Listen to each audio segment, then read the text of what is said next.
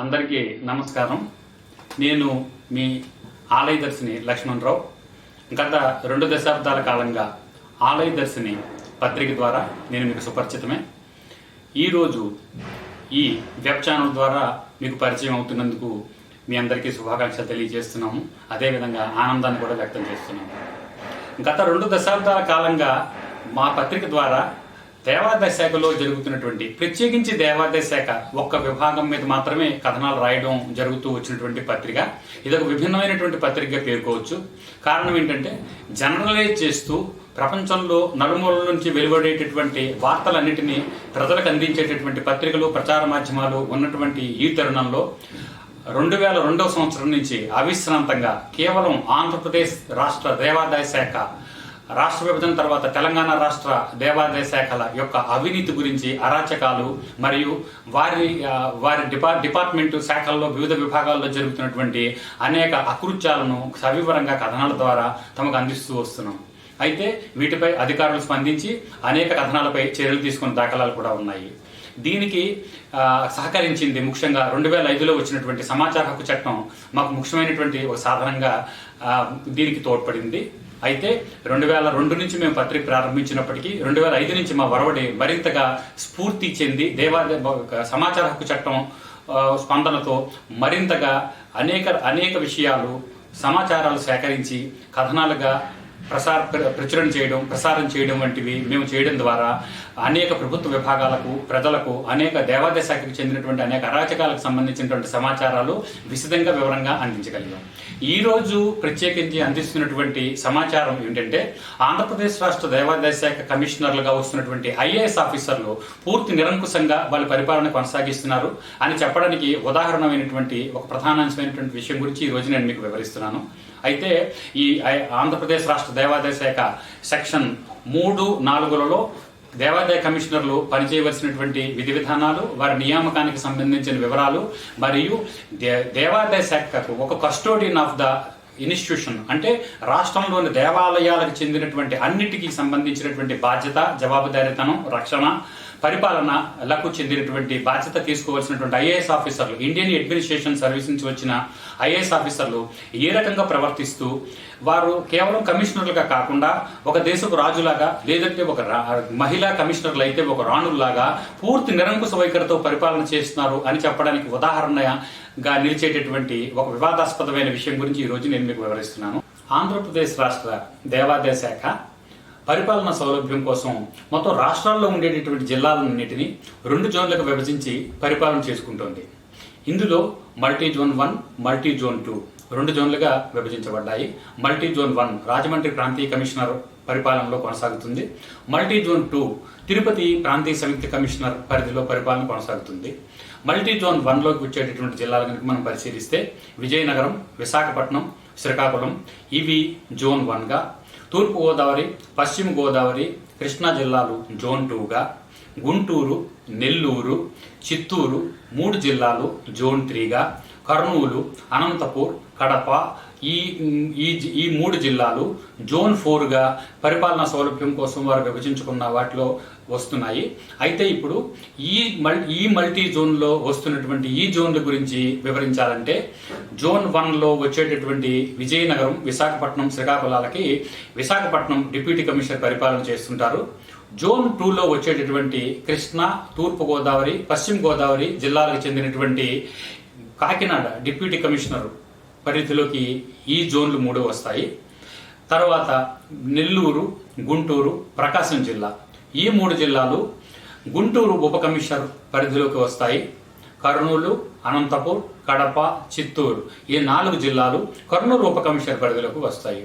ఇప్పుడు మనం మాట్లాడుకునేటటువంటి విషయం ఎవరి గురించి అంటే, తూర్పు గోదావరి, పశ్చిమ గోదావరి, కృష్ణా జిల్లాల గురించి పరిపాలన చేస్తున్నటువంటి తూర్పు గోదావరి జిల్లా కాకినాడ ఉప కమిషనర్గా నియమింపబడినటువంటి బెహరా వెంకట సత్య దుర్గా ప్రసాద్ అనేటటువంటి వ్యక్తి నియామకం గురించినటువంటి వివాదాస్పదమైన విషయం గురించి మనం మాట్లాడుకుంటున్నాం. ఈ విషయం వివాదాస్పదమే కాదు, చట్టవిరుద్ధం కూడా. ఎందువల్లనంటే మనం గతంలో ఆల్రెడీ వివరణ ఇంతకుముందే మనం మాట్లాడుకున్నాము. దేవాదాయ కమిషనర్ పద్మ గారు ఇప్పుడు ఆల్రెడీ ప్రస్తుతం రిటైర్ అయ్యారు. ప్రస్తుత కమిషనర్గా అర్జున్ రావు గారు కొనసాగుతున్నారు. దేవాదాయ కమిషనర్ పద్మ గారు దేవాదాయ కమిషనర్గా ఉన్నప్పుడు ఇచ్చినటువంటి ఉత్తర్వులు వివాదాస్పదం, నిరంకుశం అనేటటువంటి వివరాలు మనం గతంలోనే మాట్లాడుకున్నాం.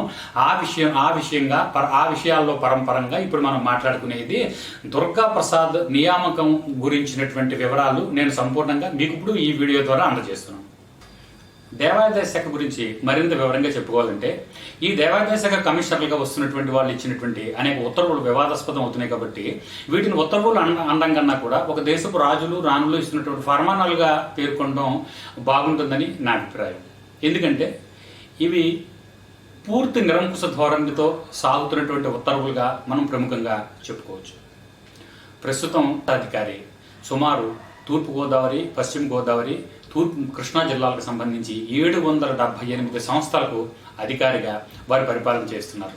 అయితే ఈ పరిపాలనలో ప్రముఖంగా చెప్పుకోవాలంటే ఇప్పుడు మనం ఈ దేవాదాయ శాఖకు సంబంధించినటువంటి నిరంకుశ విధానాలపై ఆలయ దర్శనం చేస్తున్నటువంటి ఒక అవిశ్రాంత పోరాటంలో భాగంగా ఈరోజు ఈ విశ్లేషణ ద్వారా నేను మీకు ఈ వీడియో కథనం ద్వారా అందిస్తున్నటువంటి అంకుశంలో ఒక భాగం దేవాదాయ శాఖ నిరంకుశాలపై ఆలయ దర్శిని అంకుశం.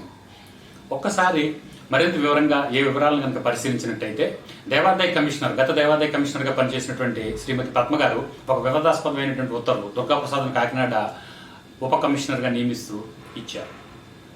ఆ ఉత్తర్వు నెంబర్ దేవాదాయ కమిషనర్ కార్యాలయం ప్రొసీడింగ్స్ నెంబర్ E1/15022/67/2018 ఈ సెక్షన్ పేరు మీద ఇవ్వడం జరిగింది. ఈ ప్రొసీడింగ్స్ ఎప్పుడైతే ఇవ్వడం జరిగిందో ఆ ప్రొసీడింగ్స్లో తేదీని కూడా వివరంగా ఇవ్వాల్సి ఉంటుంది. కానీ పద్మ గారు ఈ సెక్షన్లో ఇచ్చినటువంటి ఈ ప్రొసీడింగ్స్పై ఎటువంటి తేదీని వాళ్ళు వెల్లడించలేదు. అంటే దేవాదాయ శాఖ విధి విధానాల ప్రకారం ఖచ్చితంగా తేదీని వెల్లడించాల్సి ఉండగా ఏ తేదీన వీరు దుర్గాప్రసాద్ గారు నియమింపబడుతున్నారు, ఏ తేదీ నుండి నియమింపబడుతున్నారు అన్నటువంటి వివరాలు ఈ ఉత్తర్వులు వెలువరించలేదు. ఇంకా మరింత వివరంగా కనుక మనం చూసినట్టయితే ఉప కమిషనర్గా ఒక వ్యక్తి ఒక శాఖలో ఒక హోదాలో ఒక చోట నియమింపబడుతున్నప్పుడు ఇదే హోదాలో కాకినాడ డిప్యూటీ కమిషనర్గా నియమింపబడడానికి దేవాదాయ కమిషనర్ కార్యాలయం నుండి కాకుండా ప్రభుత్వ ఉత్తర్వులు ఒకటి వెలువడుతూ గుంటూరు డిప్యూటీ కమిషనర్గా ఉన్నటువంటి సురేష్ బాబును కాకినాడ డిప్యూటీ కమిషనర్గా నియమిస్తూ GORT నెంబర్ 343 తేదీ 25/2/2019 ఒక జీవోని ప్రభుత్వం ఇవ్వడం జరిగింది. మరి ఇక్కడ మీరు మరింత వివరంగా మనం పరిశీలించినట్టయితే ఒక వివాదం మీరు చూడండి. దుర్గాప్రసాద్ నియామకం కమిషనర్ గారు చేస్తారు, సురేష్ బాబు గారి నియామకం ప్రభుత్వం చేస్తుంది. దుర్గాప్రసాద్ గారికి ఉన్నదేమిటి, సురేష్ బాబు గారికి లేనిదేమిటి అన్న విషయం కనుక మనం ప్రశ్నించుకుంటే ఇద్దరు డిప్యూటీ కమిషనర్ హోదాలో ఉన్న వాళ్లే, ఈ హోదాకి నియమింపబడ్డ వ్యక్తులే, ఇద్దరు సహాయ కమిషనర్గా ఉంటూ ఇన్ఛార్జిగా పరిపాలన చేస్తున్నటువంటి వ్యక్తులే అనేటటువంటి విషయాన్ని మనం ప్రధానంగా గుర్తించవలసి ఉంటుంది. ఇందులో మరింత ముఖ్యంగా మీకు వివరించవలసినటువంటి విషయం మరొకటి ఉంది. ఏమిటంటే ఈ దుర్గాప్రసాద్ యొక్క నియామకం గురించి మనం మొత్తం వారి సర్వీస్ని కనుక మనం పరిశీలించినట్టయితే ఎంత వివాదాస్పదమైన వ్యక్తిని ఈ పోస్టులో దేవాదాయ కమిషనర్ నియమించారు అని చెప్పడానికి ఒక 10 ప్రస్ఫుటమైనటువంటి ఉదాహరణలను ఈ రోజు నేను ముందుకు తీసుకొస్తాను. ఈ ఉదాహరణలన్నీ కూడా నేను ఇందాక ఒక మాట అన్నాను, దేవాదాయ కమిషనర్ పద్మ గారు పూర్తి నిరంకుశ వైఖరితో ఒక ప్రొసీడింగ్స్ ఇవ్వడం జరిగింది అని. ఇప్పుడు నేను చెప్తున్న వివరాలన్నీ మీరు పరిశీలించాక ఇది నిరంకుశ వైఖరితో చేస్తున్నటువంటి పరిపాలన కాదా అనేది మనమే విశ్లేషణ చేసుకోవచ్చు అనేటటువంటి ఒక అవకాశం ఉంటుంది. ముందుగా మనం నెంబర్ 1 పాయింట్ మనం కనుక చూస్తే దేవాదాయ కమిషన్ ఇప్పుడు నేను మీకు ఆల్రెడీ చెప్పినటువంటి ప్రొసీడింగ్స్ నెంబర్ 1లో ముందుగా తేదీ అనేది లేదు. తేదీ లేనటువంటి ఉత్తర్వులు చెల్లవు. నెంబర్ 2 ఈ దుర్గాప్రసాద్ కేవలం దేవాదాయ కమిషనరేట్లో ఉన్నటువంటి జే సెక్షన్ విభాగపు సూపరింటెండెంట్గా ప్రస్తుతానికి విధులు నిర్వహిస్తున్నారు. సమాచార హక్కు చట్టం 4(1)(b)లో కూడా నేటికి వారి పేరు సూపరింటెండెంట్గానే కొనసాగుతుంది. వారు సుమారు 1,04,982 రూపాయల జీతం తీసుకున్నట్టుగా కూడా రికార్డుల్లో ఉంది. ఇప్పుడు మళ్ళీ చెప్తున్నాను, ఈ దుర్గాప్రసాద్ అనేటటువంటి వ్యక్తి కేవలం దేవాదాయ కమిషనరేట్లో ఒక సూపరింటెండెంట్ ఇంకా హోదా కలిగినటువంటి వ్యక్తి మాత్రమే అనేటటువంటి విషయాన్ని మనం గుర్తించాలి. ఇది పాయింట్ నెంబర్ 2.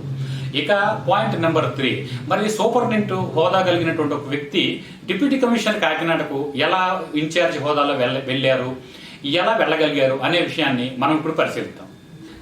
ముందుగా 2010 సంవత్సరంలో దేవాదాయ శాఖ కమిషనర్ కార్యాలయం అంటే అప్పటికి ఇంకా మనకి ఆంధ్రప్రదేశ్ రాష్ట్రం విడిపడలేదండి, సమైక్య రాష్ట్రంగా కొనసాగుతుంది. అప్పుడు 2010 సంవత్సరంలో దేవాదాయ కమిషనర్ కార్యాలయంలో పనిచేసినటువంటి సూపరింటెండెంట్ క్యాడర్ కలిగిన వ్యక్తులందరూ కూడా మేము గెజిటెడ్ సూపరింటెండెంట్గా కొనసాగుతాం, మాకు గెజిటెడ్ సూపరింటెండెంట్ హోదా ఇవ్వండి అని ప్రభుత్వాన్ని అడగడంతో ప్రభుత్వం ఒక జీవో ఇచ్చిందండి.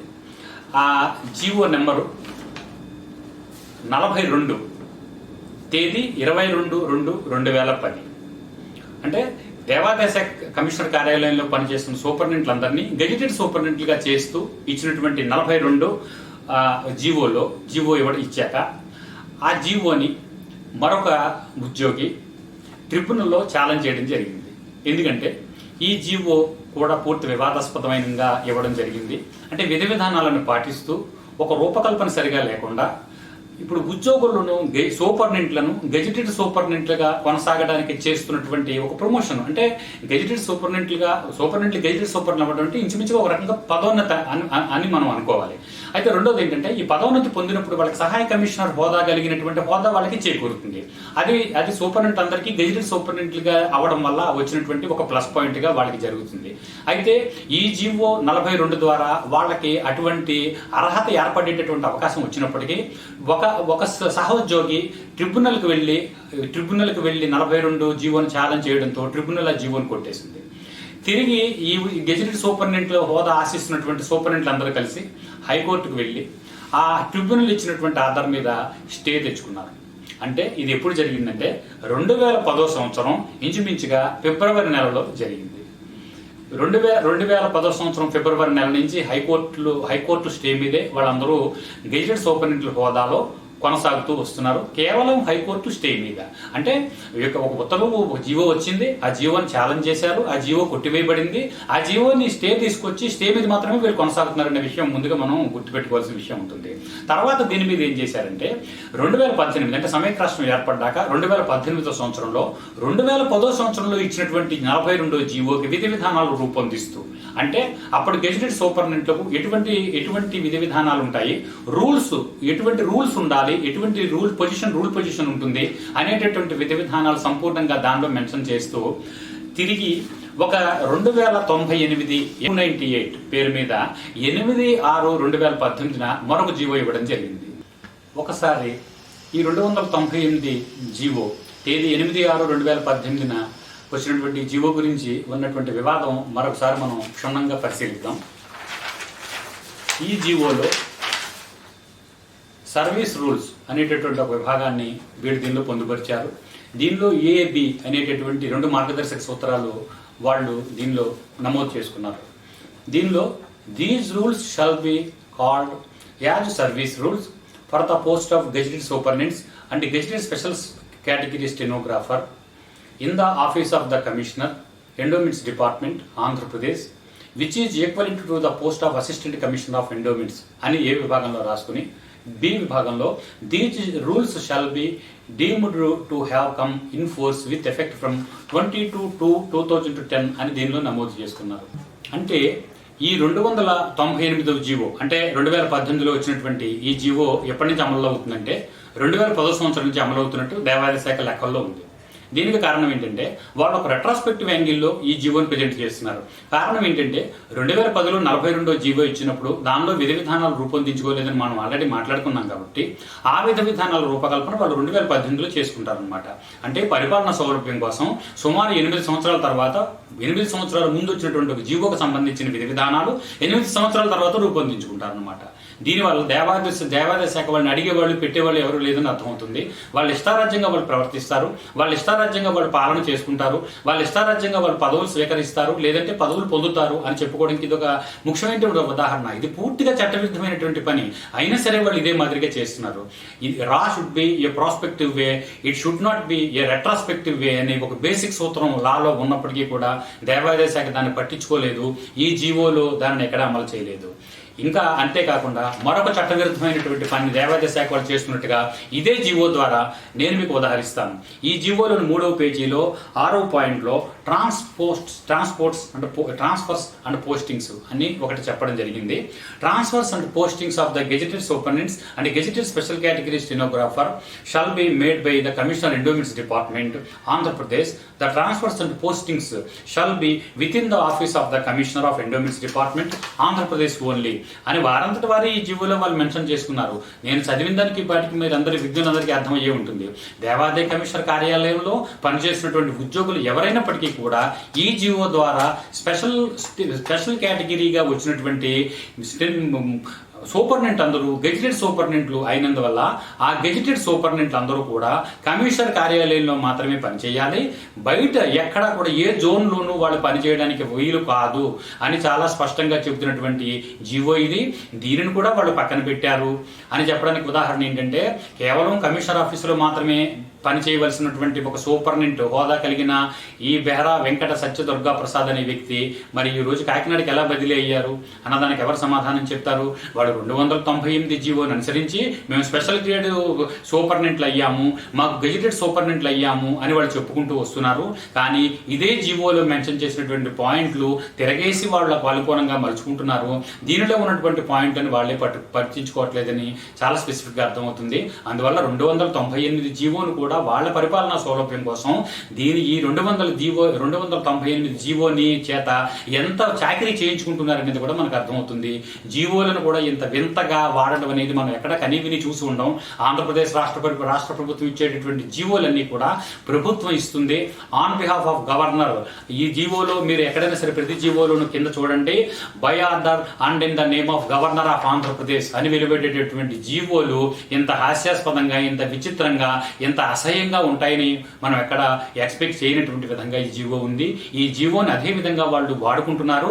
ఈ జీవోని అనుసరించి ఈ దేవాదాయ శాఖకు సంబంధించిన అధికారులందరూ కూడా అదే రకంగా ప్రవర్తిస్తున్నారు అని చెప్పడానికి ప్రధానమైన ఉదాహరణే ఇన్ఛార్జి కాకినాడ ఉప కమిషనర్ గా బెహరా వెంకట సత్యదుర్గా ప్రసాద్ నియామకం అని చాలా ఖచ్చితంగా మనం చెప్పొచ్చు.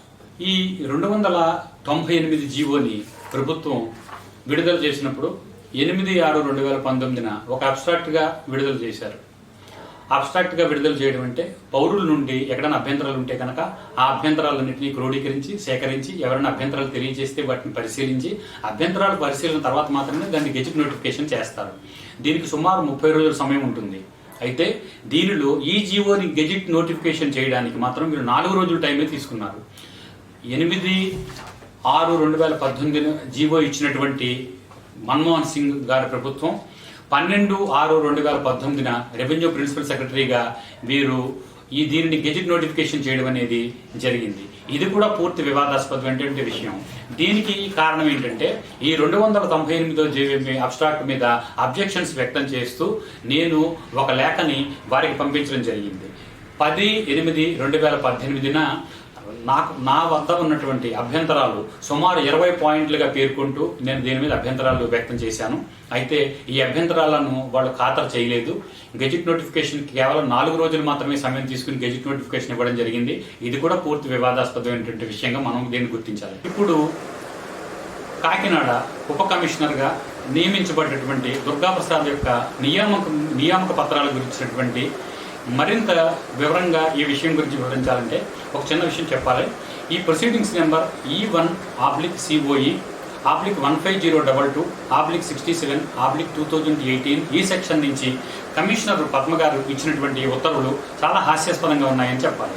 దానికి కారణం ఏంటంటే వారు ఇచ్చినటువంటి ఉత్తర్వుల్లో ఆమె వివరణ ఏమి ఇచ్చారంటే, Shri BVS Durga Prasad has represented that the post of DC Kakinada is vacant for last 2 years and one officer with AC rank is working in FAC arrangements for last 2 years and he has requested him to opportunity to him to serve the department in some other post before he retires అనేటటువంటి representation తనకి దుర్గాప్రసాద్ గారు ఇచ్చారు. అందువల్ల ఆయన ఇచ్చిన representation నేను గౌరవించి ఆయనకి కాకినాడ డిప్యూటీ కమిషనర్గా నేను రిప్రజెంటేషన్ మీద పోస్టింగ్ ఇస్తున్నాను అని కమిషనర్ గారి ప్రొసీడింగ్స్లో చాలా క్లియర్గా చెప్తున్నారు. అయితే అర్హత లేకుండా కేవలం సూపరింటెండెంట్ హోదాలో అధికారం మాత్రమే కలిగినటువంటి ఒక ఉద్యోగి తనను డిప్యూటీ కమిషనర్ కాకినాడ చేయమని అడగడం ఎంత విచిత్రమో, ఆయన ఇచ్చిన రిప్రజెంటేషన్ని పరిగణలోకి తీసుకుని ఆయన డిప్యూటీ కమిషనర్ చేయడం కూడా అంతే హాస్యాస్పదంగా ఈ వివరంలో కనిపిస్తుంది. అంతేకాకుండా ఇందులో మరొక ముఖ్యమైన విషయం ఏంటంటే, in the interest of public service and better administration, Sri B.V.S. Durga Prasad, gazetted superintendent AC rank in the office of the Commissioner Endowments Department, is full additional charge of the post of Deputy Commissioner Endowments Department Kakinada till further orders అని దీనిలో 2వ పారాగ్రాఫ్లో పేర్కొన్నారు. ఇందులో విచారించదగ్గ విషయం ఏంటంటే, in the interest of public service and better administration అని ఒక వాక్యం రాసినంత మాత్రాన సరిపోదు అని ఒక ఐఏఎస్ హోదా కలిగినటువంటి ఆవిడికి వివరణ చాలా బాగా తెలిసి ఉండాలి. ఎందుకంటే పబ్లిక్ ఇంట్రెస్ట్ ఏమిటి, బెటర్ అడ్మినిస్ట్రేషన్ ఏమిటి అనేటటువంటి 2 పదాలపైన కూడా ఆవిడ చాలా నిర్మాణాత్మకమైనటువంటి వివరణ ఉత్తర్వుల్లో ఇవ్వాల్సిన అవసరం ఉందని సుప్రీంకోర్టు గైడ్ లైన్స్ చాలా వివరంగా చెప్తున్నాయి. ఇప్పుడు దేవాదాయ శాఖ ప్రధాన కార్యాలయంలో సూపరింటెండెంట్ హోదా కలిగినటువంటి ఒక వ్యక్తి ఉప కమిషనర్ కాకినాడగా ఇన్ఛార్జిగా నియమితులయ్యారు అనేటటువంటి విషయాన్ని మొత్తం పరిశీలిస్తే అసలు సూపరింటెండెంట్ హోదా ఏమిటి, డిప్యూటీ కమిషనర్ హోదా ఏమిటి, వీటికి మధ్య గల సామీప్యత ఏమిటనేది ఒకసారి మనం చెక్ చేద్దాము. సూపరింటెండెంట్ అనేటటువంటి విషయానికి తెలుగులో ఏం అర్థం వస్తుందంటే పర్యవేక్షకుడు అని మాత్రమే ఒక అర్థం ఉంది. పర్యవేక్షకుడు అంటే ఒక డిపార్ట్మెంట్లో ఒక సెక్షన్కి సంబంధించి ఒక సెక్షన్ని పర్యవేక్షణ చేయవలసిన అధికారిగా మాత్రమే సూపరింటెండెంట్ కొనసాగుతారు. సూపరింటెండెంట్ని గెజిటెడ్ సూపరింటెండెంట్ చేయడం అంటే ఏంటంటే, ఒక గుమాస్తా పెద్ద గుమాస్తా అయినట్టు, ఒక పర్యవేక్షకుడు పెద్ద పర్యవేక్షకుడు అయినట్టుగా మాత్రమే దీనిని మనం వర్ణించుకోవాలి. అందువల్ల గెజిటెడ్ సూపరింటెండెంట్ అనేది ఒక పెద్ద ర్యాంక్ అనేది మనం చెప్పుకుంటున్నప్పటికీ కూడా అది పెద్ద ర్యాంక్ ఏం కాదు. ఎందుకంటే ఒక పెద్ద పర్యవేక్షకుడు అని మాత్రమే వస్తుంది. పర్యవేక్షణ ఎవరిని చేస్తున్నారు వీళ్ళు? వారి కింద కేవలం ఒక జూనియర్ అసిస్టెంట్, ఒక సీనియర్ అసిస్టెంట్ మాత్రమే ఉంటారు. వారిద్దరి ద్వారా పర్యవేక్షణ చేస్తూ ఒక డిపార్ట్మెంట్ని నడపవలసినటువంటి ఒక సూపరింటెండెంట్ డిప్యూటీ కమిషనర్ హోదాలో కాకినాడకు వెళ్తూ తాను గెజిటెడ్ సూపరింటెండెంట్ని ప్రకటించుకుని దాని ద్వారా సహాయ కమిషనర్ హోదా తనకు కలదని ప్రకటించుకుని 2 సంవత్సరాల్లో రిటైర్ అయిపోతున్నానని, తనకు మంచి అవకాశం కావాలని 2 సంవత్సరాలుగా ఇన్ఛార్జ్ డిప్యూటీ కమిషనర్ కాకినాడగా ఒక వ్యక్తి చేస్తూనే ఉన్నారని, కాబట్టి రిటైర్ అయ్యే ముందు తనకు మంచి అవకాశం ఇవ్వని కోరడం ద్వారా ఈ అవకాశాన్ని కమిషనర్ ఇస్తున్నట్టుగా ఈ ప్రొసీడింగ్స్ ఇవ్వడం అనేది పూర్తి చట్టవిరుద్ధం, పూర్తిగా రూల్స్కు కూడా విరుద్ధమని మనం దీన్ని చెప్పాలి. కాకినాడ ఉప కమిషనర్గా పనిచేస్తున్న దుర్గాప్రసాద్ గారే దేవాదాయ కమిషనర్ కార్యాలయంలో కూడా జే సెక్షన్లో సూపరింటెండెంట్గా అంటే గెజిటెడ్ సూపరింటెండెంట్ చెప్పుకుంటూ అసిస్టెంట్ కమిషనర్ హోదాలో పనిచేస్తున్నారని మనం ఆల్రెడీ చెప్పుకున్నాం. అయితే ఇప్పుడు సమాచార హక్కు చట్టం 4(1)B సెక్షన్ ప్రకారం సూపరింటెండెంట్ లేదా గెజిటెడ్ సూపరింటెండెంట్ యొక్క బాధ్యతలు ఏమిటనేది ఒక్కసారి మనం పరిశీలిద్దాం. గెజిటెడ్ సూపరింటెండెంట్ లేదా సూపరింటెండెంట్ అనేటటువంటి వ్యక్తులు each posted to a section as incharge and he is assisted with 3 or 4 clerks and 1 with typist. She is responsible for all files relating to the subjects allotted and coordinators to the efforts clerks under his charge for the efficient and expeditious disposals of the business at all stages in the section. She is responsible for the accuracy of the notes and drafts proceedings from her sections. She is responsible for discipline in his section and observe that the orders of the instructions of the higher officials are not disputed or disagreed by her clerks అనేటటువంటి ఒక వివరణ సమాచార హక్కు చట్టం 4 section 4(1)B ద్వారా వాళ్ళు ఇవ్వడం జరిగింది.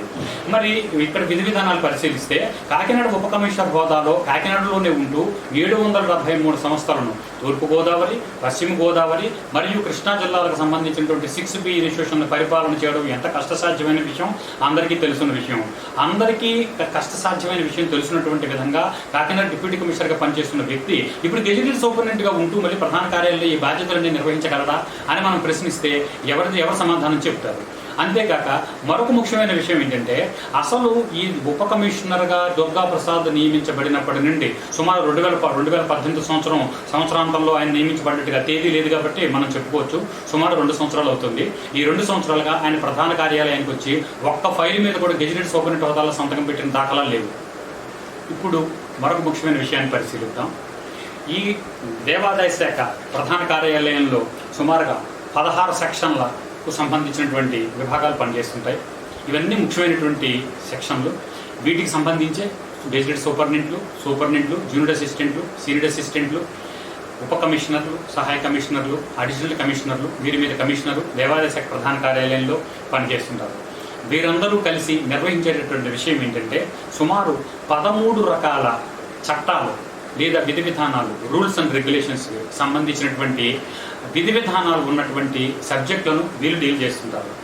అంతేకాకుండా దేవాదాయ శాఖ ప్రధాన కార్యాలయం ద్వారా ఎంత పెద్ద పని వీళ్ళందరూ కలిసి నిర్వహణ చేయవలసిన బాధ్యత ఉంటుంది అని అంటే 2018 సంవత్సరం ఆర్థిక లెక్కల ప్రకారం దేవాదాయ శాఖకు సంబంధించిన బడ్జెట్ 88,45,94,000 రూపాయలుగా వారు సెక్షన్ 4(1)B ద్వారా ప్రకటించడం జరిగింది.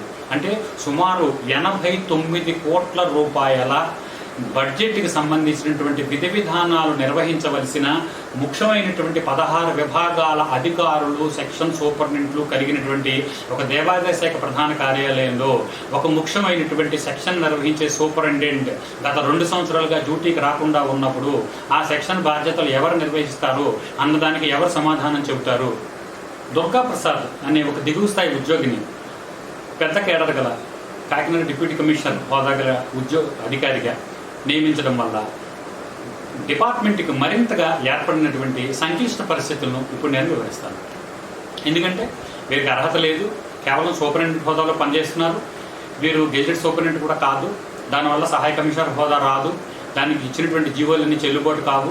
ఇచ్చిన జీవోలన్నీ కూడా కొన్ని జీవోలు ట్రిబ్యునల్లో కొట్టివేయడం జరిగింది. దాని మీద హైకోర్టుకి వెళ్ళి వీళ్ళు స్టే తెచ్చుకోవడం జరిగింది. స్టే మీద కొనసాగుతున్నారు.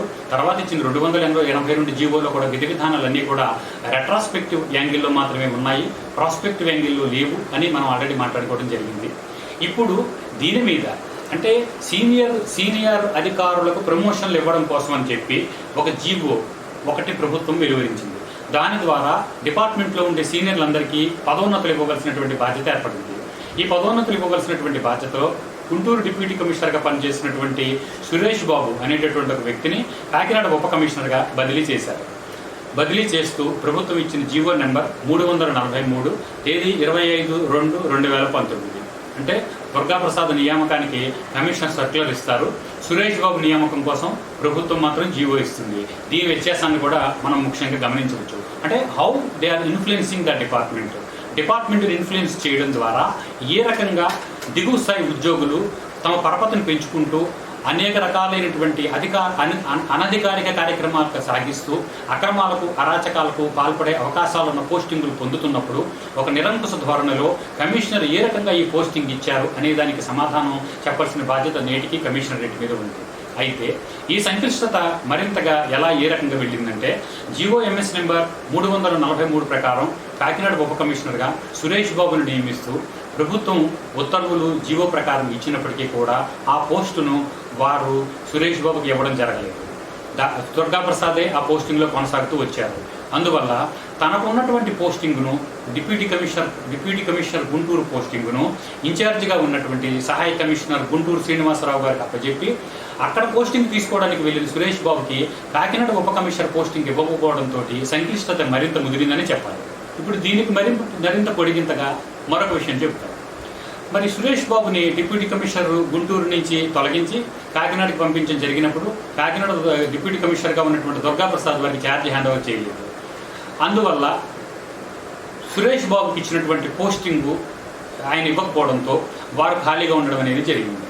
మరి జీవో ద్వారా వచ్చినటువంటి ఒక వ్యక్తికి పోస్టింగ్ ఇవ్వకపోవడంతో వారిని ఖాళీగా ఉంచడం అనేటటువంటి ప్రపోజల్ ప్రభుత్వ వర్గాల్లో తప్పని తెలిసి జీవో ఆర్టీ నెంబర్ 458 అనేటటువంటి ఒక ప్రభుత్వం మరొక జీవో ఇస్తూ 3/4/2019 అంటే సుమారు నెల తర్వాత వారిని తూర్పుగోదావరి జిల్లాలోని అన్నవరంలో ఉన్నటువంటి శ్రీ సత్యనారాయణ స్వామి దేవస్థానానికి ఇన్ఛార్జి ఆర్జేసీ హోదాలో ఈ డిప్యూటీ కమిషనర్ని అక్కడ ప్రమోట్ చేయడం జరిగింది.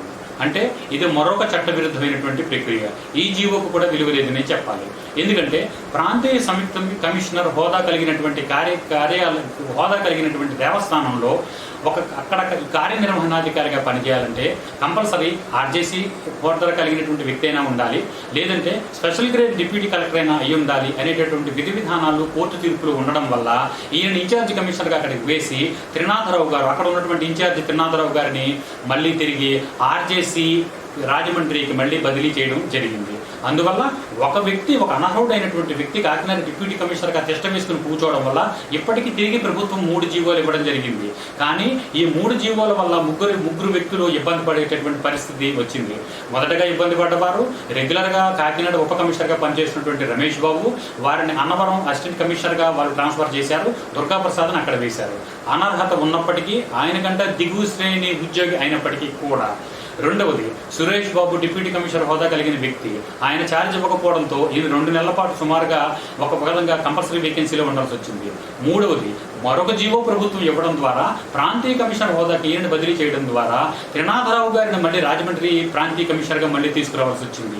అంటే ఎంత ప్రబలంగా ఈ వ్యక్తి తన ఎన్ని ప్రబలాన్ని పెంచుకున్నాడు, ఏ రకంగా ఒక బలమైనటువంటి ఒక వ్యక్తిగా డిపార్ట్మెంట్లో ఎదిగాడు, ఎన్ని రకంగా డిపార్ట్మెంట్లనే కాకుండా విధి విధాలనే కాకుండా కమిషనరేట్ని, ప్రభుత్వాన్ని కూడా ఎన్ని రకాలైనటువంటి ప్రలోభాలకు గురి చేయడం ద్వారా కేవలం కమిషనర్ ఇచ్చినటువంటి ఒక్క ప్రొసీడింగ్స్ మీద ఇప్పటికీ నేటికి ఎన్ని సంవత్సరాల, ఎన్ని లెటర్లు, ఎన్ని జీవోలు, ఎన్ని కోర్టు తీర్పులు, ఎన్ని రకాలైనటువంటి కథనాలు వచ్చినప్పటికీ కూడా ఆయనే నేటికి డిప్యూటీ కమిషనర్ కాకినాడగా దుర్గాప్రసాద్ కొనసాగుతున్నారు. అంటే ఆయన ఎంత ప్రబలమైన వ్యక్తిగా, ఎన్ని రకాలైన ప్రలోభాలకు ప్రభుత్వాన్ని గురి చేశారు అనేది మనం గమనించవలసిన అంశం. కాకినాడ ఉప కమిషనర్గా దుర్గాప్రసాద్ను నియమించడంలో ఉండేటటువంటి రూల్ పొజిషన్ లేకపోవడం, జీవోలకు విరుద్ధంగా ప్రవర్తించడం, ప్రభుత్వ జీవోలు కూడా పట్టించుకోకపోవడం, విధి విధానాలను ఉల్లంఘించడం, దేవాదాయ కమిషనర్ నిరంకుశంగా పరిపాలన చేస్తూ ఉత్తర్వులపేట ఫర్మానాలు జారీ చేయడం అనేటటువంటి విషయాలు ఏవైతే మీకు వివరించానో ఈ విషయాలన్నీ వివరిస్తూ ఆంధ్రప్రదేశ్ ప్రభుత్వానికి దీని మీద నేను ఫిర్యాదు చేయడం జరిగింది. ఆంధ్రప్రదేశ్ ప్రభుత్వంలో ముఖ్యమైనటువంటి హోదా కలిగిన గౌరవ ముఖ్యమంత్రి, గౌరవ governor, chief secretary of Andhra Pradesh, revenue principal secretary of ఆంధ్రప్రదేశ్కు దీని మీద ఫిర్యాదు చేస్తూ ఒక అనర్హుడైనటువంటి వ్యక్తి దుర్గాప్రసాద్కు కేవలం ఒక కమిషనర్కు పెట్టుకున్నటువంటి ఒక లేఖ ద్వారా ఆవిడే రకంగా పోస్టింగ్ ఇవ్వడం అనేది పూర్తి రూల్ పొజిషన్కి వ్యతిరేకం, ప్రలోభాలకు గురి చేశారు. దీనిలో లంచాలు కూడా చేతులు మారినట్టుగా ఆరోపణలు ఉన్నాయి. అందువల్ల ఒక అనర్హుడైనటువంటి, కేవలం ఎటువంటి అర్హత లేనటువంటి ఒక అనర్హుడైనటువంటి ఒక వ్యక్తి ఒక అర్హత కలిగినటువంటి ఒక కుర్చీలో కూర్చుని ఒక తనకు తోచిన చేతిలో పరిపాలన చేస్తూ ప్రభుత్వ పరిపాలనను భ్రష్టు పట్టిస్తున్నారని చెప్పి ఒక ఫిర్యాదు చేయడం జరిగింది. ఈ ఫిర్యాదు సిమిలర్గా వీరితో పాటుగా విజిలెన్స్ ఎన్ఫోర్స్మెంట్కు కూడా ఫిర్యాదు చేయడం జరిగింది. కారణం ఏమిటంటే దుర్గాప్రసాద్ తనకు ఒక పోస్టింగ్ ఇవ్వమని లేఖ రాయడం వరకు చూస్తే అది తప్పు లేదని మనం భావించాలి. కానీ విధి విధానాలను క్రోడీకరిస్తూ, ఒక విధి విధానాలను రూల్ పొజిషన్ చూస్తూ ఒక ఐఏఎస్ ఆఫీసర్గా బాధ్యత కలిగినటువంటి ఒక కమిషనర్ పద్మ తన పరిపాలన సరిగా చేయలేదు, అందువల్ల ఆవిడ ప్రలోభాలకు గురయ్యారు. విధి విధానాలను వక్రీకరిస్తూ ఈ దుర్గాప్రసాద్ అనే వ్యక్తికి కేవలం ఇన్ఛార్జ్ డిప్యూటీ కమిషనర్గా కాకినాడకి ఆ ఉత్తర్వులు ఇవ్వడమే కాకుండా రెగ్యులర్గా కూడా ఏదైనా ఒకవేళ అవకాశం ఉంటే కనుక ఆయన డిప్యూటీ కమిషనర్ చేయమంటూ ప్రభుత్వానికి లేఖ రాశారు. అందువల్ల దీని మీద జరిగినటువంటి మొత్తం పరిణామాల మీద విజిలెన్స్ ఎన్ఫోర్స్మెంట్కి సంబంధించినటువంటి వారు కూడా దీనిలో కలగజేసుకుని ఈ మొత్తం విషయాన్ని పరీక్షించి తనిఖీ చేసి ఐఏఎస్ అధికారి హోదాలో దేవాదాయ కమిషనర్ గారు చేసిన తప్పుల మీద వారి మీద కూడా చర్యలు తీసుకోమని ఫిర్యాదులు చేయడం జరిగింది. ఈ రకంగా నేను చేసినటువంటి ఫిర్యాదులపై ఆంధ్రప్రదేశ్ ప్రభుత్వ ముఖ్యమంత్రి కార్యాలయం స్పందించి ఈ ఫిర్యాదును రెవెన్యూ ప్రిన్సిపల్ సెక్రటరీ గారికి పంపించి ఈ ఫిర్యాదును విచారించి తక్షణం తగు చర్యలు తీసుకోమని ఆల్రెడీ ఆదేశాలు జారీ చేసినట్టుగా కూడా ముఖ్యమంత్రి కార్యాలయం నుంచి నాకు లేఖ అందింది. ఆ లేఖ 12/9/2019 తారీఖున నాకు చేరింది. సమాచార హక్కు చట్ట ప్రకారం నేను చేసినటువంటి ఫిర్యాదుపై మీరు what the taken action report కావాలని నేను ముఖ్యమంత్రి కార్యాలయాన్ని అడిగినప్పుడు వారు లెటర్ నెంబర్ 271/2019 మీద నాకు ఒక లేఖ రాయడం జరిగింది. దాని మీద ప్రిన్సిపల్ సెక్రటరీ కార్యాలయానికి మీ ఫిర్యాదును జత చేసి మేము ఆల్రెడీ తగు చర్యలపై ఆదేశాలు జారీ చేశాం. అందువల్ల ప్రిన్సిపల్ సెక్రటరీ కార్యాలయం దీనిపై స్పందించి తగు చర్యలు తీసుకుంటుంది అని ఆంధ్రప్రదేశ్ ముఖ్యమంత్రి కార్యాలయం నాకు తెలియజేయడం జరిగింది. అంతేకాకుండా ఇది దుర్గాప్రసాద్ నియామకానికి సంబంధించిన ఫిర్యాదుపై ఆంధ్రప్రదేశ్ ముఖ్యమంత్రి కార్యాలయం స్పందించిన తీరు. ఇంకా దీనిలో రెండవ విభాగాన్ని కనుక మనం పరిశీలిస్తే ఒక ఐఏఎస్ ఆఫీసర్ హోదాలో దేవాదాయ కమిషనర్గా ఉన్నటువంటి పద్మ నిరంకుశ పరిపాలన చేస్తున్నారు. రూల్ పొజిషన్ లేకపోయినా అనర్హులకు ఉద్యోగాలు కట్టబెట్టి పరోభాలు పొందుతున్నారు. అందువల్ల దీనిలో లక్షలాది రూపాయలు చేతులు మారినట్టుగా ఆరోపణలు ఉన్నాయి. కాబట్టి ఈ అక్రమాలపై అరాచకాలపై జరిగిన అరాచకాలపై విచారణ జరిపి ఐఏఎస్ అయినప్పటికీ కూడా ఆవిడ మీద కూడా తగు చర్యలు తీసుకోమని కోరుతూ నేను విజిలెన్స్ ఎన్ఫోర్స్మెంట్కి రాసిన లేఖపై vigilance enforcement directorate Shri Kasireddy V R N Reddy గారు వారి కార్యాలయం నుండి 28/8/2019 సంవత్సరంలోనే ఆల్రెడీ తగు చర్యలు తీసుకుని దీని మీద తగు నివేదిక ఇవ్వమని కోరుతూ వారు కూడా already revenue endowments department principal secretary గారికి ఒక లేఖ రాయడం జరిగింది. అయితే గత 3 సంవత్సరాలుగా రెవెన్యూ ఎండోమెంట్స్ డిపార్ట్మెంట్ని 2 సంవత్సరాల పాటు మన్మోహన్ సింగ్ గారు, సుమారు 8 నెలల పాటు ఉషారాణి గారు, ఇటీవల జయశ్రీ ప్రసాద్ గారు వారు వేరే యొక్క ఒప్పందం వల్ల ఆ సెక్షన్కి జయశ్రీ ప్రసాద్ గారు రెవెన్యూ విభాగానికి ప్రిన్సిపల్ సెక్రటరీగా రావడం జరిగింది. అయితే ఈ 3 ప్రిన్సిపల్ సెక్రటరీలు వచ్చినప్పటికీ కూడా ఈ విజిలెన్స్ ఎన్ఫోర్స్మెంట్ డైరెక్టరేట్ వచ్చినటువంటి లేఖపైన కానీ, ముఖ్యమంత్రి కార్యాలయం స్పందించి ఇచ్చినటువంటి లేఖపై కానీ ఎటువంటి చర్యలు తీసుకున్నటువంటి దాఖలాలు నేటి వరకు లేవు. మాకు ఎటువంటి సమాధానం కూడా దీని ప్రభుత్వం నుంచి రాలేదు.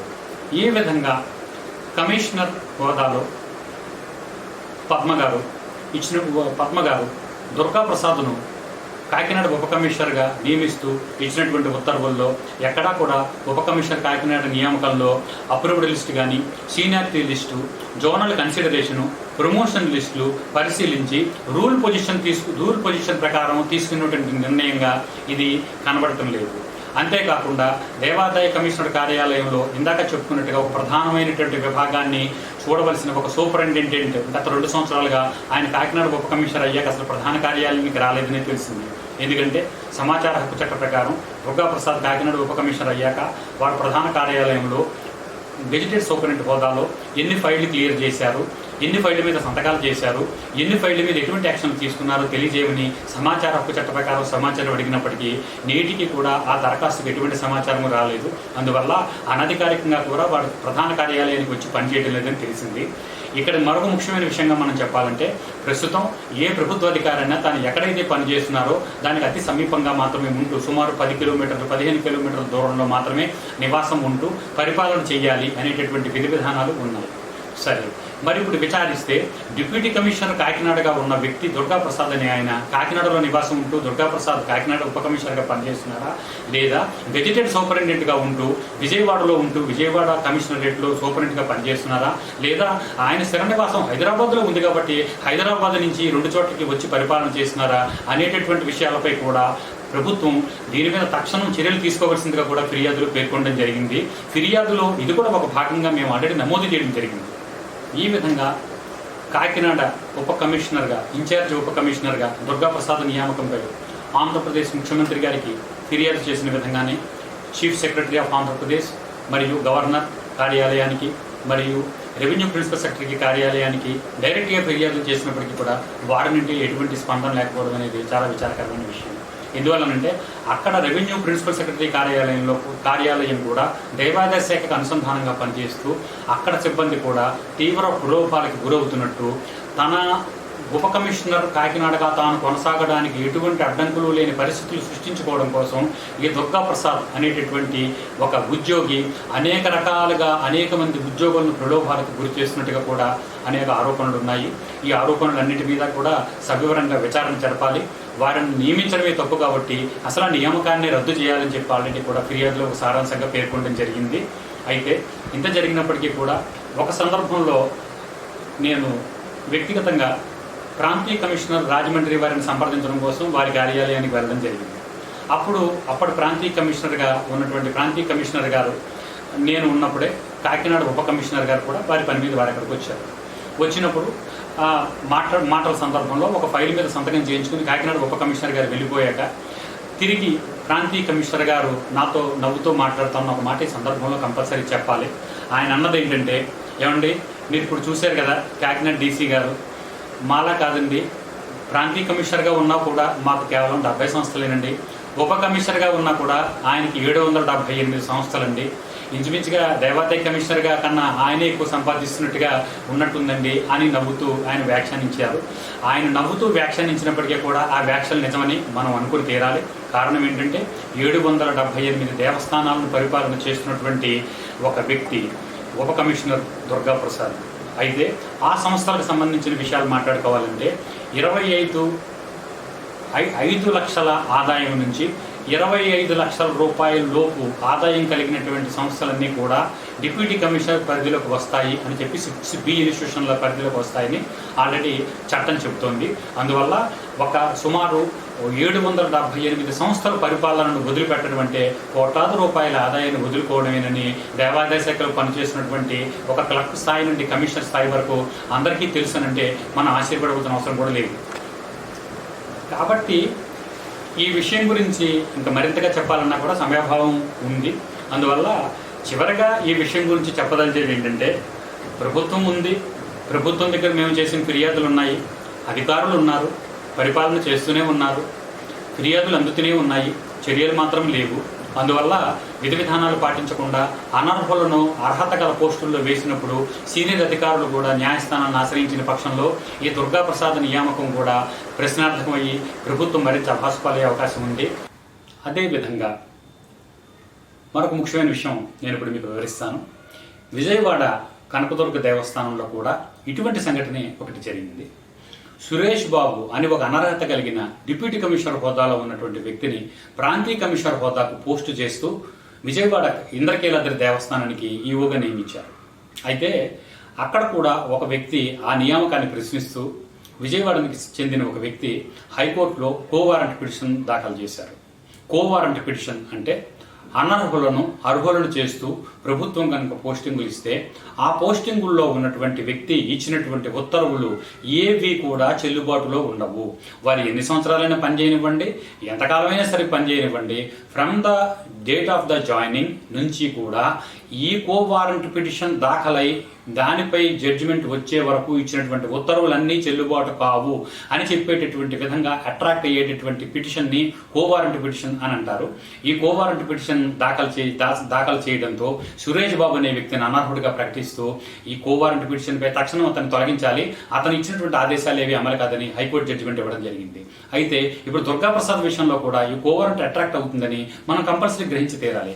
కారణం ఏంటంటే కాకినాడ ఇన్ఛార్జ్ ఉప కమిషనర్గా 2 సంవత్సరాల నుంచి దుర్గాప్రసాద్ ఇస్తున్నటువంటి ఉత్తర్వులన్నీ కూడా ఎవరైనా కోవారెంట్ దాఖలు చేసిన సందర్భంలో హైకోర్టు వారి నియామకాన్ని తప్పుపట్టిన సందర్భంలో 2018 సంవత్సరాంతం నుంచి దుర్గాప్రసాద్ నియామకం జరిగిన నాటి నుండి నేటి వరకు జరిగినటువంటి ఉత్తర్వులు లేదంటే వారు ఇచ్చినటువంటి లేఖలు ప్రొసీడింగ్స్ అన్ని చెల్లుబాటు కాని పరిస్థితుల్లో ఎటువంటి న్యాయ మీమాంసకు లేదంటే అనేక న్యాయపరమైనటువంటి వివాదాలకు కూడా చట్టము లేదంటే దేవాదాయ శాఖ గురవుతుందనే విషయం కూడా మనం ముఖ్యంగా దీనిలో గుర్తించాలి. కారణం ఏంటంటే కోవారెంట్ అనే విషయం దుర్గాప్రసాద్ అనే వ్యక్తికి ఖచ్చితంగా అప్లై అయ్యేటటువంటి విషయంగా మనం గుర్తించాలి. అంతేకాక మరికొన్ని విషయాలు నేను సమగ్రంగా చెప్తాను. ఎందువల్లనంటే కాకినాడ డిప్యూటీ కమిషనర్ దుర్గాప్రసాద్ నియామకాన్ని తక్షణం రద్దు చేసి ఇప్పుడు ప్రస్తుతం ప్రిన్సిపల్ సెక్రటరీగా ఉన్నటువంటి జయశ్రీ ప్రసాద్ గారిని నూతనంగా ఇటీవలే వచ్చినటువంటి కమిషనర్ అర్జున్ రావు గారిని నేను కోరేది ఏంటంటే తక్షణం ఈ వివాదాస్పదమైన వ్యక్తిని ఇన్ఛార్జ్ డిప్యూటీ కమిషనర్ పదవి నుంచి తొలగించవలసిన బాధ్యత మీరిరువురికి ఉంది అన్న విషయాన్ని ఇప్పుడు నేను చెప్తున్నటువంటి విషయాల ద్వారా మీరు సమగ్రంగా గ్రహించవచ్చు. దీని మీద ఆల్రెడీ ఫిర్యాదు మీ వద్ద ఉంది, ఇటు కమిషనర్ కార్యాలయంలో ఉంది, అటు ప్రిన్సిపల్ సెక్రటరీ కార్యాలయంలో ఉంది. ఈ విషయానికి సంబంధించి ఫిర్యాదు లేని ప్రభుత్వ కార్యాలయం అంటూ ఏదీ లేదు. Vigilance enforcement, Andhra Pradesh chief minister కార్యాలయం, గవర్నర్ కార్యాలయం, చీఫ్ సెక్రటరీ కార్యాలయం, రెవెన్యూ ప్రిన్సిపల్ సెక్రటరీ కార్యాలయం, విజిలెన్స్ ఎన్ఫోర్స్మెంట్ కార్యాలయం, ఇన్ని కార్యాలయాల్లో ఈ ఫిర్యాదులు నమోదై ఉన్నాయి. కాబట్టి దీనికి సంబంధించినటువంటి ఆధార పత్రాలన్నీ జత చేసి ఫిర్యాదుతో తమ వద్ద ఉన్నాయి. కాబట్టి తక్షణం పరిశీలించి ఈ అనర్హుడైనటువంటి వ్యక్తిని తక్షణం ఈ పదవి నుంచి తొలగించి మరొక అర్హులైనటువంటి వ్యక్తిని ఈ పదవుల్లో నియమించవలసిందిగా కోరుతున్నాను. ఎందుకంటే ఈ దుర్గాప్రసాద్ సర్వీసెస్కి సంబంధించిన ప్రతి విషయంలోనూ అనేక వివాదాలు ఉన్నాయి. ముఖ్యంగా మనం గమనించాలంటే ఈయన ప్రధాన కార్యాలయంలో పనిచేస్తున్నటువంటి ఒక సూపరింటెండెంట్ గెజిటెడ్ హోదా కోసం ప్రయత్నం చేస్తున్నప్పుడు ఇచ్చినటువంటి జీవోలలో ఏర్పడ్డ వివాదాల వల్ల జీవో 42 తెచ్చుకున్నప్పటికీ 2010 సంవత్సరంలో దానిలో విధి విధానాలు రూపొందించకపోవడం వల్ల ఆ జీవో ఛాలెంజ్ చేయబడింది, ఆ జీవో ట్రిబ్యునల్లో కొట్టివేయబడింది. దాని మీద మళ్ళీ హైకోర్టుకి వెళ్ళి స్టే తెచ్చుకున్నప్పటికీ 2018 సంవత్సరంలో ఇచ్చినటువంటి 298 జీవోలో మళ్ళీ ఒక రెట్రాస్పెక్టివ్ యాంగిల్లో ప్రజెంట్ చేయడం వల్ల మరియు దేవాదాయ శాఖ ప్రధాన కార్యాలయం నుంచి గెజిటెడ్ సూపరింటెండెంట్ బయటికి వెళ్ళి పని చేయకూడదు అన్న నిబంధనలు దానిలో అమలు చేసుకోవడం వల్ల ఆ జీవో చట్టబద్ధత కూడా ప్రశ్నింపబడేటటువంటి పరిస్థితి ఏర్పడింది. అంతేకాకుండా మరొక ముఖ్యమైన విషయం ఏంటంటే బెటర్ అడ్మినిస్ట్రేషన్ అన్న ఒక సూత్రాన్ని అమలు చేస్తూ ఒక పాయింట్ యాడ్ చేస్తూ దుర్గాప్రసాద్ను కాకినాడ ఇన్ఛార్జి ఉప కమిషనర్గా నియమిస్తూ కమిషనర్ ఇచ్చిన ప్రొసీడింగ్స్లో ఈ బెటర్ అడ్మినిస్ట్రేషన్ అన్న విధానం గురించి సుప్రీంకోర్టు గైడ్లైన్స్ అనుసరించి ఎటువంటి వివరణ కమిషనర్ ఇవ్వడం జరగలేదు. వివరణ ఇవ్వనటువంటి ఆ ఉత్తర్వులకు కూడా చెల్లుబాటు లేదు. అంతేకాకుండా ఆ ఇచ్చిన ఉత్తర్వులకు ఎటువంటి తేదీ కూడా లేదు. తేదీ లేని ఉత్తర్వులకు చెల్లుబాటు లేదని గవర్నమెంట్ రూల్స్ చెప్తున్నాయి. అంతేకాకుండా మరిన్ని ముఖ్యమైన విషయాలు మనం మాట్లాడుకోవాలంటే ఈ దుర్గాప్రసాద్ సర్వీస్కి సంబంధించి మరికొన్ని ముఖ్యమైన విషయాలు నేను మీకు ఇప్పుడు చెప్తాను. ఇన్ఛార్జ్ డిప్యూటీ కమిషనర్గా దుర్గాప్రసాద్ నియమించిన విషయంలో దేవాదాయ కమిషనర్ కార్యాలయం చూడవలసినటువంటి బాధ్యతలు ఎన్నో ఉన్నాయి. ఆ బాధ్యతల్లో ముఖ్యంగా వారు చూడవలసినవి ఏంటంటే 6 సూత్రాల పథకం అనేది ఒకటి ఉంది. 1973 ఆర్టికల్ 371 దాని రాష్ట్రపతి ఉత్తర్వులు అని అంటారు. వాటిని కూడా కమిషనర్ కార్యాలయం పట్టించుకోలేదు. అంతేకాక దేవాదాయ కమిషనర్ కార్యాలయంలో కమిషనర్ ఆచరించవలసిన విధి విధానాలను సెక్షన్ 3, 4లతో కలిపి 33 మరియు సెక్షన్ 153లకు ఈ కమిషనర్ ఇచ్చినటువంటి ఉత్తర్వులు పూర్తిగా వ్యతిరేకం. మరియు AP state subordinate service rules మరియు గెజిటెడ్ సర్వీస్ రూల్స్ ఎండోమెంట్ విభాగానికి సంబంధించి కూడా ఈ దుర్గాప్రసాద్ నియామకానికి ఇచ్చినటువంటి విధి విధానాలు లేకుండా ఇచ్చిన కమిషనర్ ప్రొసీడింగ్స్ పూర్తిగా చట్టవిరుద్ధం. అంతేకాకుండా ఇది జీఓఎంఎస్ నెంబర్ 298 ద్వారా ఏర్పాటు చేయదలుచుకున్న సర్వీస్ రూల్స్ అంటే 6 పాయింట్ ఫార్ములాకు లోబడి ఈ దుర్గాప్రసాద్ నియామక ఉత్తర్వులు లేవు. అందువల్ల ఈ ఉత్తర్వులు చెల్లవని మనం గాఢంగా చెప్పచ్చు. అందువల్ల అంతేకాక దేవాదాయ ప్రధాన కార్యాలయ వర్క్ ప్రొవిజన్స్కి పూర్తి విరుద్ధంగా ఈ జీవో ఉంది. ఈ జీవోని అనుసంధానించి దుర్గాప్రసాద్కి ఇచ్చినటువంటి ఆర్డర్లో కూడా చాలా కూలంకషంగా ఈ వివరం మెన్షన్ చేయబడి ఉంది. అంతేకాకుండా రాష్ట్రపతి ఉత్తర్వులకు అనుగుణంగా జారీ అయిన మరొక జీవో 729 కూడా మనం ఇక్కడ ఒకసారి సూచించాలి. దీనిలో పారా 21లో రాష్ట్ర స్థాయి ఆఫీసుల్లో జరిగే ఉద్యోగ నియామకాల్లో ఫెయిర్ షేర్ సూత్రాన్ని పాటించి అన్ని ప్రాంతాల నుంచి సమపద్ధతుల్లో నియమాలు జరగాలని కూడా ఈ జీవో పేర్కొంది. జీఓఎంఎస్ నెంబర్ 729 దానిని కూడా ఇక్కడ కమిషనర్ కార్యాలయం పట్టించుకున్న దాఖలా లేవు. మరియు అంతేకాక జీఓఎంఎస్ నెంబర్ 298 గురించి మనం ఆల్రెడీ చెప్పుకున్నాం కదా. దీనిలో గెజిటెడ్ సూపరింటెండెంట్ పోస్టుల కొరకు ఏర్పరుస్తున్న సర్వీస్ రూల్స్లో తెలియజేసిన విధంగా ఆంధ్రప్రదేశ్ తెలంగాణ రాష్ట్రాల విభజనకు వచ్చిన సందర్భంగా గెజిటెడ్ సూపరింటెండెంట్ పోస్టులు 3, ఆంధ్రప్రదేశ్ రాష్ట్రానికి 6 వచ్చాయి. కానీ ప్రధాన కార్యాలయంలో ఇప్పుడున్నటువంటి పోస్టులు చూస్తే 8 పోస్టులు గెజిటెడ్ సూపరింటెండెంట్ పోస్టులుగా 8 మంది కొనసాగుతున్నారు. మరి 2 పోస్టులు అదనంగా ఎక్కడి నుంచి వచ్చాయి? ఈ అదనంగా పనిచేసినటువంటి 2 గెజిటెడ్ సూపరింటెండెంట్లు ఎవరు అన్న విషయాన్ని కూడా మనం పరిశీలించవలసిన అవసరం ఉంది. దేవాదాయ కమిషనర్ ఈ విషయాన్ని కూడా పరిశీలించలేదు. ఈ విషయంపై గల ఫిర్యాదును కూడా వారు పట్టించుకోలేదు. అంతేకాకుండా చట్టంలో ఎటువంటి అమెండ్మెంట్స్ చేయకుండా ఈ విధంగా అధిక రీతిలో గెజిటెడ్ సూపరింటెండెంట్ పోస్టులు ఉండగా వాటిలో ఒక 2 పెంచి 8ని చేసి ఆ 8లో ఒక వ్యక్తిగా ఉన్నటువంటి ఈ బెహరా వెంకట సత్య దుర్గాప్రసాద్ అనేటటువంటి వ్యక్తికి కాకినాడ ఇన్ఛార్జ్ డిప్యూటీ కమిషనర్గా ఏ రకంగా ఇన్ని రకాల వైలేషన్లు 1, 2 కాదు సుమారు 15-20 వైలేషన్లు, రూల్ వైలేషన్లు, జీవోల వైలేషన్లు, చట్టాల వైలేషన్లు చేసుకుంటూ వస్తున్నారు. ఒక వ్యక్తికి deputy commissioner incharge deputy commissioner చేయడం కోసం ప్రధాన కార్యాలయం ఎందుకంత తాపత్రయపడుతుందో అనే విషయం మనకి ఎప్పటికీ అర్థం కాని పరిస్థితి. ఇంకా కూలంకషంగా మాట్లాడాలంటే ఇప్పటి చెప్పినవి కాకుండా ఇంకా ఎన్ని రూల్ వైలేషన్లు దుర్గాప్రసాద్ పోస్టింగ్ ఇవ్వడం కోసం జరిగాయంటే ఈ గెజిటెడ్ సూపరింటెండెంట్లుగా కొనసాగేటటువంటి వ్యక్తులు ఈ పోస్టులకు కావలసిన క్వాలిఫికేషన్గా గ్రాడ్యుయేషన్, హిందూ మతం, దేవాలయ నిర్వహణ, ఫిలాసఫీలపై ధార్మిక పరిషత్తుగా నిర్వహించబడిన స్క్రీనింగ్ పరీక్షల్లో ఉత్తీర్ణత తప్పనిసరి అని చెప్పబడింది. మరి దుర్గాప్రసాద్ గారి పరీక్షలన్నీ పాస్ అయ్యారా? ఆయన ప్రభుత్వానికి ఒక లెటర్ రాస్తూ తాను ఈ అర్హత కోసం డిప్యూటీ కమిషనర్గా అర్హత పొందడం కోసం పాస్ అవ్వాల్సిన టెస్ట్లేవి తాను పాస్ అవ్వలేదని అయినా సరే తనను డిప్యూటీ కమిషనర్ చేయమని వేడుకుంటూ దేవాదాయ కమిషనర్కి లేఖ రాశారంటే ఆయన స్వహస్తాలతో ఆయనే తాను డిప్యూటీ కమిషనర్ పోస్టుకు అనర్హుడని పేర్కొంటూ ఆయనే స్వహస్తాలతో సంతకం చేసి ఒక బాండ్ పేపర్ మీద చేత సంతకం పెట్టినట్టు ఆయన రాసి ఇచ్చారు.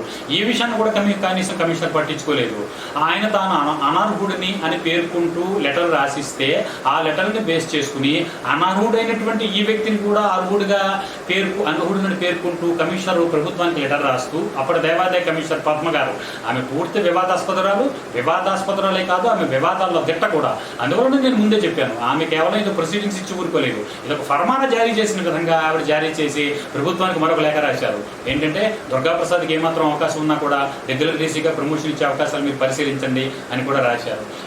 ఇన్ని విషయాలు మనం ఇప్పుడు మాట్లాడుకుంటున్న విషయాలన్నీ కమిషనర్గా ఒక ఐఏఎస్ ఆఫీసర్గా పరిశీలించవలసిన బాధ్యత గల ఆవిడ ఏమీ పరిశీలించలేదు. అంతేకాకుండా దేవాదాయ శాఖ కమిషనర్ కార్యాలయంలో పనిచేసినటువంటి మరి అడిషనల్ కమిషనర్ ఉన్నారు, డిప్యూటీ కమిషనర్ ఉన్నారు, సహాయ కమిషనర్ ఉన్నారు, అనేక హోదా కలిగిన వ్యక్తులు ఉన్నారు. వీళ్ళందరూ ఏం చేస్తున్నారనే దానికి ఏం సమాధానం చెప్తారు, ఎవరు సమాధానం చెప్తారు అనే విషయం మరొకటుంది. అంతేకాకుండా మరొక ముఖ్యమైన పాయింట్ కూడా నేను మీ ముందు ప్రస్తావిస్తాను. ఆంధ్రప్రదేశ్ ప్రభుత్వ ఎండోమెంట్స్ 2 విభాగం ఇచ్చిన జివో ఎంఎస్ నెంబర్ 245లో ఏముందంటే, Andhra Pradesh charitable Hindu religious institutes మరియు ఎండోమెంట్ సర్వీసుల లిస్టులో పేర్కొనబడ్డ విధంగా క్లాస్ 1లో 5వ కేటగిరీలో కానీ, క్లాస్ 2లో గల 7వ కేటగిరీలో కానీ ఎక్కడా కూడా సూపరింటెండెంట్ లేదా గెజిటెడ్ సూపరింటెండెంట్ అనే హోదా గల కేటగిరీ అధికారుల ప్రసక్తే లేదు అనేటటువంటి ఈ జివో చెప్తుంది. మరి ఇప్పుడు సమాధానం ఎవరు చెప్తారు ఈ మాటకి? ఎందుకంటే గెజిటెడ్ సూపరింటెండెంట్ అనేటటువంటి హోదాయే లేదు. సూపరింటెండెంట్ గెజిటెడ్ హోదా అవ్వడం అంటే నేను ఆల్రెడీ చెప్పాను, ఒక గుమాస్తా పెద్ద గుమాస్తా అవ్వడం అని. గుమాస్తాకి పెద్ద గుమాస్తాకి తేడా ఏముంటుంది? అందువల్ల సూపరింటెండెంట్ గెజిటెడ్ సూపరింటెండెంట్ చేయవలసిన అవసరం ఏమిటనే దానికి కూడా ముందు సమాధానం చెప్పాలి. అంటే ఒక నిర్ణయాన్ని సూపరింటెండెంట్లు దేవాదాయ ప్రధాన కార్యాలయంలో సూపరింటెండెంట్ ఒక ప్రముఖ పాత్ర పోషిస్తారు కాబట్టి ఆ సూపరింటెండెంట్ ఒక నిర్ణయం తీసుకుని మేము పరిపాలన చేయాలంటే మేమందరం ఖచ్చితంగా గెజిటెడ్ సూపరింటెండెంట్ అయితేనే చేస్తామని పట్టుబట్టి ఈ జీవోలు ప్రత్యేకంగా చేయించుకున్నారా వాళ్ళ ఇన్ఫ్లుయెన్స్ ఉపయోగించి? లేదా వాళ్ళ పరిపాలనా సౌలభ్యం కోసం వాళ్ళు ఈ రకంగా గెజిటెడ్ సూపరింటెండెంట్ అయితేనే పరిపాలన సవ్యంగా ఉంటుంది, లేకపోతే పరిపాలన అపసవ్య దిశలో వాళ్ళు చేస్తే మనకి ఏమైనా చెడ్డ పేరు వస్తుందని కమిషన్లో ప్రధానంగా ఉన్నటువంటి ఉన్నతాధికారులు ఎవరన్నా వారికి భయానికి తలొగ్గారా, ప్రలోభాలకు గురయ్యారా? మరి ఎందుకు ఇన్ని రకాల రూల్ పొజిషన్ వైలేషన్ జరిగిందని కూడా సమాధానం చెప్పాల్సిన బాధ్యత ఈరోజు దేవాదాయ కమిషనరేట్ మీద ఉంది. అందువల్లనే నేను ఈరోజు కమిషనర్గా ఉన్నటువంటి అర్జున్ రావు గారిని, కొత్తగా వచ్చిన ప్రిన్సిపల్ సెక్రటరీ జయశ్రీ ప్రసాద్ గారికి కూడా నేను ముఖ్యంగా చెప్పదలుచుకున్న విషయం ఒకటే, తక్షణం నేను చేసిన ఫిర్యాదులన్నీ కూడా మీరు కూలంకషంగా పరిశీలించండి. ఈ చెప్పిన పాయింట్లన్నీ చట్టబద్ధమో కాదో కూడా పరిశీలించి తక్షణం ఇన్ఛార్జ్ డిప్యూటీ కమిషనర్ కాకినాడగా ఉన్నటువంటి దుర్గా ప్రసాదం తక్షణం తప్పించవలసిన అవసరం కూడా ఉంది. ఈ వీడియో మీకు అందిన 7 రోజుల లోపల ఈ చర్యలు ప్రభుత్వం తీసుకునే పక్షంలో దీని మీద హైకోర్టును ఆశ్రయించి కోవారెంట్ దాఖలు చేయవలసినటువంటి పరిస్థితులు కూడా ఏర్పడతాయని చెప్తున్నాను. కోవారెంట్ నేనే దాఖలు చేయదలుచుకున్నాను, ఆ విషయం కూడా మీ ముందు ఉంచుతున్నాను. అందువల్ల కోవారెంట్ అనేది దాఖలు చేస్తే దాని మీద మళ్ళీ ప్రభుత్వానికి అప్రతిష్ట కలుగుతుంది. గతంలోనే కోవారెంట్ దాఖలు చేసే ఉద్దేశాలు మాకు ఉన్నప్పటికీ కూడా ఈ కరోనా సందర్భంలో దాఖలు చేయడం కుదరలేదు. విజయవాడ కనకదుర్గ దేవస్థానం ఈవో సురేష్ బాబు గారికి ఇచ్చినటువంటి హైకోర్టు జడ్జిమెంట్ని మనం అనుసరించుకుంటే కనుక ఈ విషయంలో వాస్తవాలు ఎన్ని ఉన్నాయనేది మనం అర్థం చేసుకోవచ్చు. అందువల్ల ఈ కోవారెంట్ అక్కడ అట్రాక్ట్ కాకుండానే వారిని తొలగిస్తే ప్రభుత్వం అమర్యాదకు గురి కాకుండా అభాసుపాలు కాకుండా ఉంటుందని నేను అనుకుంటున్నాను.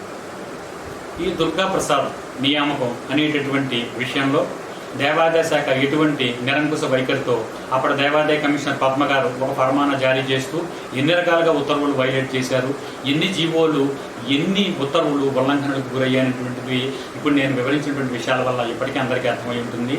ఈ విధమైనటువంటి నిరంకుశ విధానాన్ని దేవాదాయ శాఖ అనేటటువంటి ఒక చిన్న ఉద్యోగి నియామకం గురించినటువంటి ఎన్ని వివాదాలు ఉన్నప్పుడు దేవాదాయ కమిషనరేట్ ఒక నిరంకుశ పరిపాలన చేస్తుందని మనం వివరించుకున్న దానికి ఒక అర్థం ఉన్నట్టుగానే కనిపిస్తుంది. అందువల్ల దేవాదాయ కమిషనరేట్ ఈ రకంగా నిరంకుశ వైఖరి ప్రదర్శిస్తే చాలా కష్టం. భక్తులు దాతలు దేవుడికి ఇచ్చినటువంటి ప్రతి రూపాయి విరాళంగా ఇచ్చినటువంటి దానిలోంచి వాళ్ళు జీతాలు పొందుతున్నారని వారందరూ గమనించాల్సి ఉంటుంది. మరొక ముఖ్యమైన విషయం ఏంటంటే దేవాదాయ కమిషనరేట్లోనే కాదు ఆంధ్రప్రదేశ్ ప్రభుత్వోద్యోగులుగా పనిచేస్తున్న వారందరూ పబ్లిక్ సర్వెంట్స్ అంటే ప్రజా సేవకులు కానీ వారు గుర్తించాలి. Even is an IAS officer, Indian administration సర్వీసెస్లో పనిచేస్తున్న వ్యక్తులు కూడా వారిని వారు ప్రజా సేవకులు కానీ గుర్తించాలి. ప్రజలకు సేవలు అందించడం కోసమే వారు ఉన్నారనే విషయాన్ని వారు గ్రహించాలి. అందువల్ల ప్రజల నుంచి వస్తున్నటువంటి ఫిర్యాదులు కూడా స్వీకరించాలి. ఆ ఫిర్యాదులు ఏదైనా సారాంశం ఉంటే కనుక ఆ ఫిర్యాదును తక్షణం పరిశీలించి ఆ వివాదాలు లేకుండా చూడవలసిన బాధ్యత కూడా వారి మీద ఉంది. ప్రస్తుతం ఈ బాధ్యత దేవాదాయ కమిషనరేట్కు కొత్తగా కమిషనర్గా వచ్చినటువంటి అర్జున్ రావు గారి మీద, ప్రిన్సిపల్ సెక్రటరీగా వచ్చినటువంటి జేసీ ప్రసాద్ గారి మీద చాలా ఎక్కువ స్థాయిలో ఉంది. అందువల్ల ఈ విధమైనటువంటి నిరంకుశ విధానాలను దేవాదాయ శాఖ విడనాడితే మంచిదని మా అభిప్రాయం. లేని పక్షంలో దేవాదాయ శాఖ మొండి విధానాలపై లేకుంటే ఈ నిరంకుశత్వంపై మేము మా అంకుశాన్ని ఇదే రకంగా కొనసాగించవలసి వస్తుంది. ఆలయదర్శిని పత్రిక లేదంటే ఈ ఛానల్ ప్రతి నిమిషము కూడా ఇటువంటి దేవుడి సేవలో నిమగ్నమై ఉంటుందని ఖచ్చితంగా చెప్తున్నాము. దీనికి ఒక ఆది అంతం అనేది లేకుండా చూడకుండా ఈ దేవాదాయ కమిషనరేట్ పరిపాలన చేసినటువంటి అధికారులు, ఉద్యోగులు అందరూ కూడా ఈ మొండి వైఖరికి ఒక ముగింపు పలకాలని మేము సవినయంగా మనవి చేస్తున్నాం. అంతేకాకుండా ఈ వీడియో వీక్షించినటువంటి అందరికీ కృతజ్ఞతలు. మరొక వివాదాస్పదమైన అంశంతో మళ్ళీ మరొకసారి కలుద్దాం. దేవాదాయ శాఖ నిరంకుశ వైఖరిపై ఆలయ దర్శిని అంకుశం అనే కార్యక్రమం నిరంతరం కొనసాగుతూనే ఉంటుంది. అందరికీ నమస్కారం.